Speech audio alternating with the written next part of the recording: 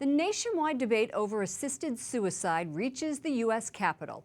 Lawmakers are taking steps to block D.C.'s so-called Death with Dignity Act. Capitol Hill correspondent Jason Calvi has more. Jason? Lauren, the D.C. law will allow doctors to give a deadly drug to terminal patients who have 6 months or less to live.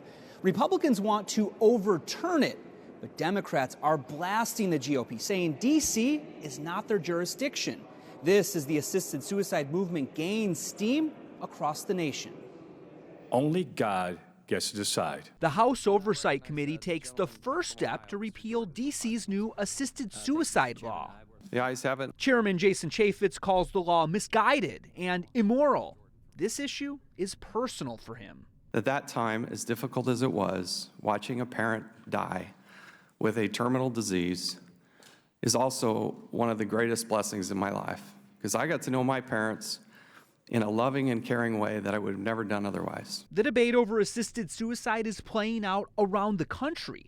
6 states allow patients with terminal illnesses to end their lives with a doctor's help. 23 more states are debating it this year, according to the Death with Dignity National Center. But congressional Republicans are trying to put the brakes on the trend by stopping the D.C. law. It's a huge step towards a continued march of trivializing life. House Democrats say Congress has no business interfering No, never. in the District of Columbia. Who gave you the right to sit there and go in the family and the homes of these residents of only Washington, D.C., and you stand there and dictate how they handle that situation?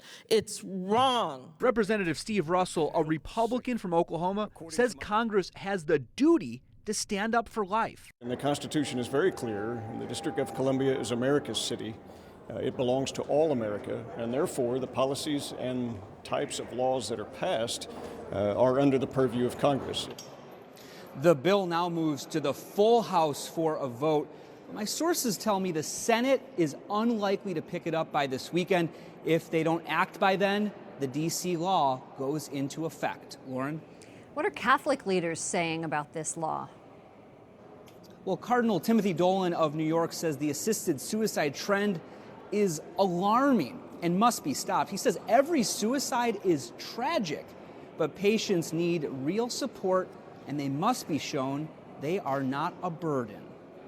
All right, Jason Calvi on Capitol Hill. Thank you, Jason. And we will have more on this topic later in our newscast. Genevieve Plaster from the Charlotte Lozier Institute will join us and tell us about their efforts on this issue.